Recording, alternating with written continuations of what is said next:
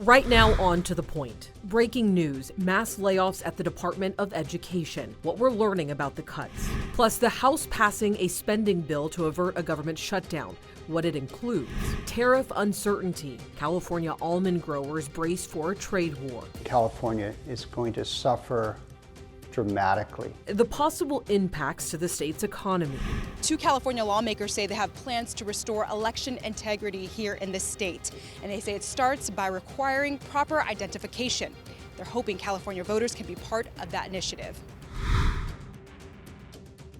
Good evening. Thank you so much for joining us on To the Point. I'm Alex Bell, and we start tonight with breaking news. The Department of Education says that they plan to lay off nearly half of its workforce. The agency says 1,300 of its more than 4,000 employees will be let go. The layoffs are part of a dramatic downsizing directed by President Donald Trump as he moves to reduce the footprint of the federal government. And the department is also terminating leases on buildings in cities including New York, Boston, Chicago, and Cleveland. And the House has voted to pass legislation to avert a partial government shutdown and fund federal agencies through September. Lawmakers say the bill would trim $13 billion in non-defense spending and increase defense spending by $6 billion. The bill does not cover the majority of government spending, including Social Security and Medicare. The bill now heads to the Senate for a vote, and they will need support from at least 8 Democrats to get the bill to the president's desk. All right, let's get to our weather team. They are tracking a major winter storm. Meteorologist Brendan Minchef joins us now, breaking down exactly what you need to know. Yeah, just another winter storm on the way. And this one, especially by March standards, is fairly impactful. That's why we got those weather impact alerts. We have some rain down in Southern California right now, but this is not the system that is going to impact us here in Northern California. This is the incoming system. You see it there off the coast. Clouds going to be building in through the overnight hours, as well as rain and snow in the high country. Wind advisory has been expanded to include basically the entirety of the valley, as well as into the Sierra foothills. And then, of course, we've got that winter storm warning for the higher elevations. This is really all day tomorrow and into Thursday as well, especially for that winter storm warning. So the highlights here: valley rainfall 1/2 inch to 1.5 inches. Valley temperature is going to be in those mid-50s, 2 to 4 feet of Sierra snow with low snow levels as well, and wind for all. We'll time this out more a little bit later in the show, Alex. All right, Brendan, thank you. And just so you know, our weather coverage doesn't end here. You can always stay up to date with the latest weather and extended forecast news on the ABC 10 Plus app, and it is free to download to your TV. All right, turning to your voice, your vote. Changes may be coming to the voting process in California as 2 lawmakers are proposing new rules and guidelines to vote in the state. One of the major qualifications they want to be a part of the voting process is requiring people to show identification when voting. ABC 10's Jeannie Nguyen shares with us how this would work and also how the governor feels on this matter.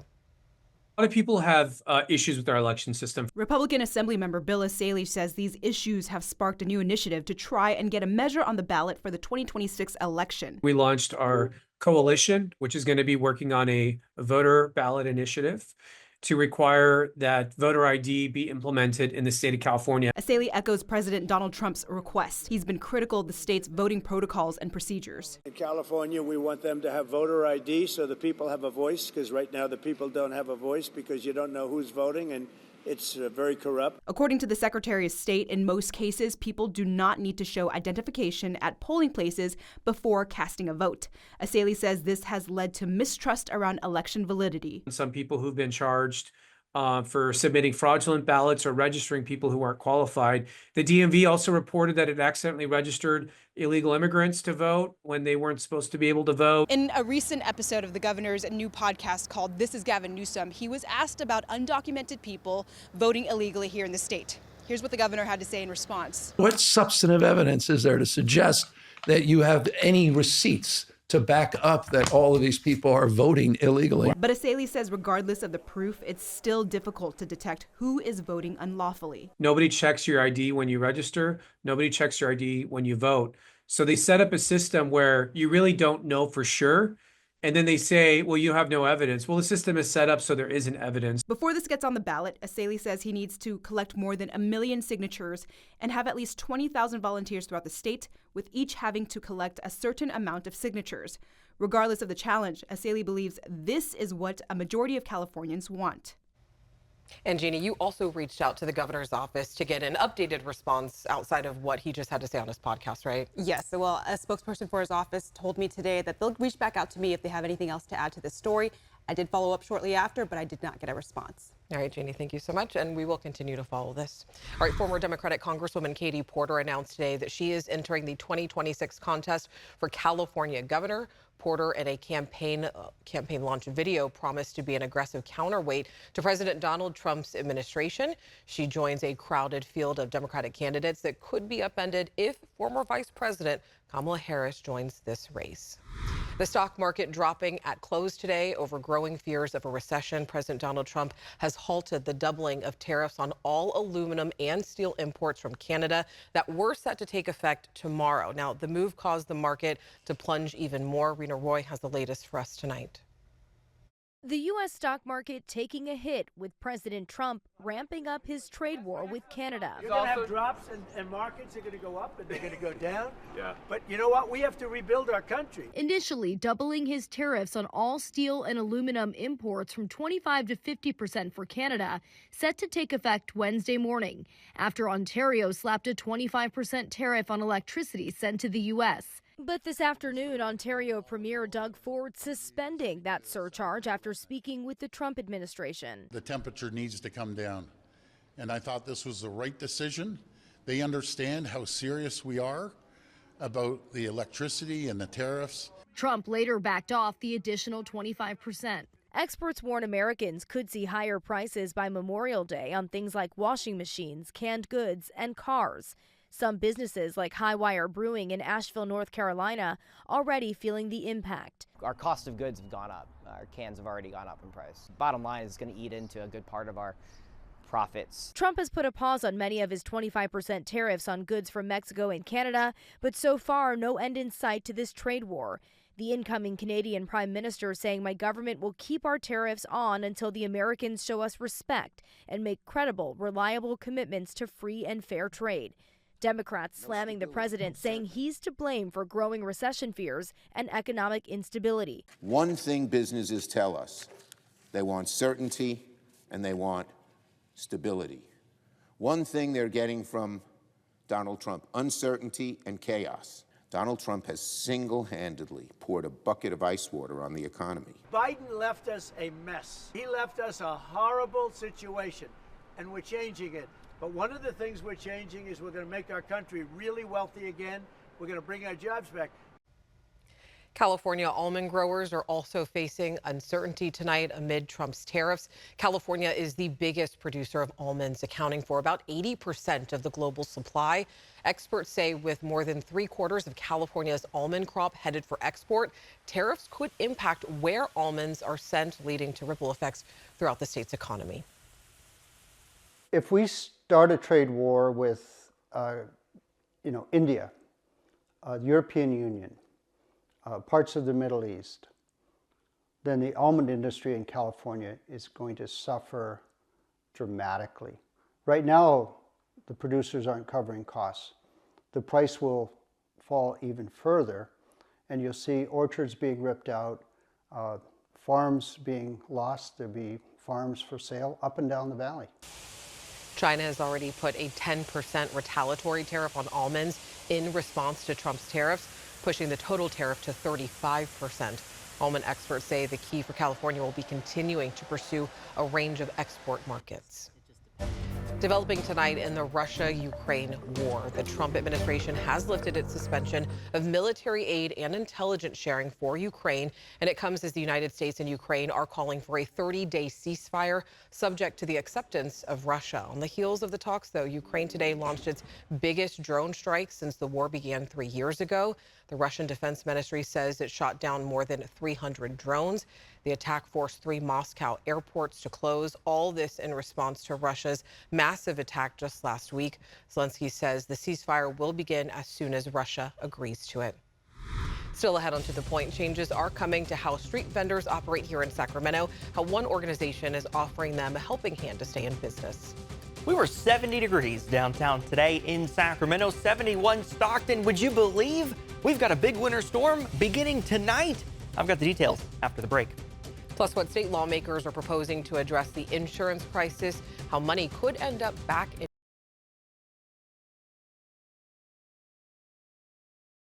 So I know it was sunny and beautiful today, but a shakeup is coming. So we're tracking a weather impact alert. Brendan, what can we really expect, especially over the next 48 hours? Yeah, big changes. Tomorrow is going to be the brunt of this system. But I mean, it's hard to believe almost, right? I mean, we're 70 downtown today, 66 Sacramento Executive, 71 Stockton, 69 in Modesto. Just wholesale pattern change beginning overnight tonight and continuing through the next 48 hours. 62 right now, Sacramento, 61 in Elk Grove, 64 Stockton, 68 Modesto. If you have plans this evening, outdoor, indoor, driving somewhere, doesn't matter. It's going to be just fine. No weather issues until we get deep into the overnight hours. Once we get closer to about 2 o'clock in the morning or so, we're really going to start to see rain and snow picking up across Northern California. But even overnight, it's not going to be that heavy. So lows are going to be near 50 degrees in the valley as the storm begins. We're going to start to see snow in the high country as well. But really, the bulk of the rain and snow doesn't pick up until Wednesday afternoon and continuing into the overnight hours tomorrow. So rain, snow, and wind tomorrow. Weather impact alert highs going to be in those upper 50s and low 60s in the valley. Here's a look at Futurecast, and here's what I mean. Once we get to about 2 o'clock, that's when we start to see that snow building in. Morning commute tomorrow, showers. It's going to be wet, but it's not going to be the worst commute that certainly we've ever had. The weather deteriorates as Wednesday goes on. So Wednesday around lunchtime, rain's picking up. Here comes that cold front moving through Wednesday afternoon. This is bringing the heavier rain with it into the valley. So by the evening commute, we're going to be looking at that heaviest rain in the valley. Once that cold front hits the Sierra, though, those snow levels are going to plummet down towards 3,000 feet, maybe even a little bit lower than that at times. And the snowfall rates are really going to pick up. We're going to see snowfall rates of 2 to 4 inches per hour at times Wednesday afternoon. Through lunchtime Wednesday, only maybe 6 inches of snow across I-80. The bulk of that snow is coming in after lunchtime, again, from the evening commute onwards. And we're going to be talking about anywhere between 2 and 4 feet of snow in the high country. Here's a profile of Interstate 80. Look at this, 47 inches at Kingvale, 39 inches at Donner. This is just a model run. This isn't for sure what's going to happen, but the point is the high passes of Interstate 80 could see close to 4 feet of snow by the end of the day on Thursday. So a couple of weather impact alert days, some lingering showers Friday, drier likely for Saturday, Alex. All right, Brendan, thank you. Right ahead after the break, changes to how street vendors operate here in Sacramento, how local agencies are stepping in to help, plus the debate over RV, boat, and trailer parking fines, why neighbors are pushing to pause citations.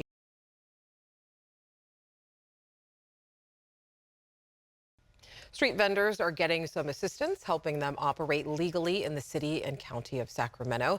The Sacramento Hispanic Chamber of Commerce says that it's needed following a new ordinance that requires sidewalk vendors to have a health and business permit. ABC 10's Roxanne Elias has the story tonight. I actually didn't know that at my age I was going to start a business and build this company with my family, but the reality is that I had a need. Ada Davis is the proud owner of Mi Estilo Peruvian Delights, which offers unique empanadas at the Midtown Farmers Market. In the beginning, she says she sold food out of her home to support her parents who moved to the U.S. But a few months later, a family friend told her she needed to be careful selling food without a permit. So she started the process. Everything is so confusing online, and when you call to the city, you also get to food inspectors that are not helpful, and they give you misinformation. That's what happened with me. Davis says she was so discouraged she stopped selling her empanadas until another vendor told her to reach out to the Sacramento Hispanic Chamber of Commerce. She attended their street vendor program, which is a free 5-hour, one-day boot camp in Spanish. First and foremost, we make sure we go through the whole process on how to become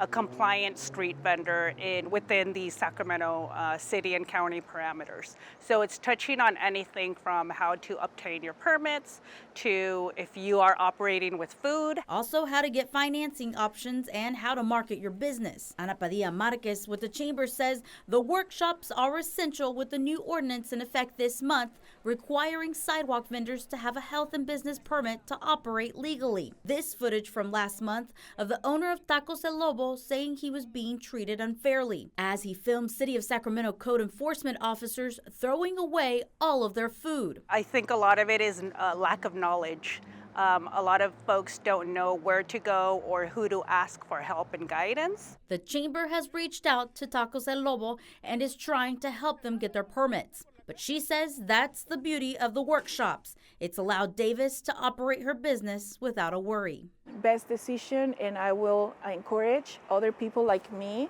that are thinking that maybe it's not worth it to do it. No, go ahead and do it. It's totally worth it. Fight for your dreams. In Sacramento, Roxanne Elias, ABC 10. And the chamber also offers those boot camps on a monthly basis. The next one will be held next Tuesday at the Stanford Settlement Neighborhood Center out in Northgate. The county is also doing free workshops for understanding the sidewalk vending ordinance, and you can find more information right on our website. We already have it posted. All right, a proposal pausing citations from code enforcement on parked RVs, boats, and trailers in Sacramento is moving forward for City Council to consider. It comes after complaints from people living in Sacramento's Tahoe Park and College Glen neighborhood, where several citations were given out. City codes prohibit parking RVs, trailers, and boats in front yards. Neighbors claim the rules are too restrictive and need exceptions. City Council has not yet announced when they will take up this issue.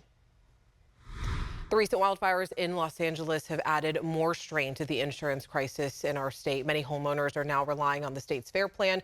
We know that's the insurer of last resort here, and now California lawmakers are proposing a variety of bills to address the ongoing issue. So one measure would put 2 lawmakers on the governing committee of the FAIR Plan. They would be non-voting members. A second bill would require insurers to pay claims in full without first seeing itemized inventories from policyholders. It also gives consumers at least 180 days to provide proof of loss to their insurance companies after a declared state of emergency. Now, a third bill would allow taxpayers to write off the rising costs of their fire insurance premiums for the next 5 years. And a fourth measure would allow insurance companies and individuals to sue fossil fuel companies over damages from climate-related disasters. All of these bills are in the very early stages, and they are making their way through the legislature. You already know we're going to be keeping our eye on them. And over on the ABC 10 Plus app, we are looking at the recovery from the Los Angeles wildfires, also the impact that it could have on the insurance market here in California. Just look for the special on the home screen. That is on the ABC 10 Plus TV streaming app, completely free to download straight to your TV. Well, bags will no longer fly for free on Southwest Airlines. The airline company says these changes will take effect on flights booked on or after May 28th. Southwest did not indicate how much each checked bag would cost, but other airlines typically charge anywhere between $35 and $50 per bag. Southwest says it will still offer 2 free checked bags to its Rapid Rewards A-List preferred members and to customers who bought Business Select tickets. They will also offer 1 free bag to A-List members and other select customers. Next, on to the point, stories of resilience. 5 years since the start of the COVID pandemic, how people's lives have changed for the better.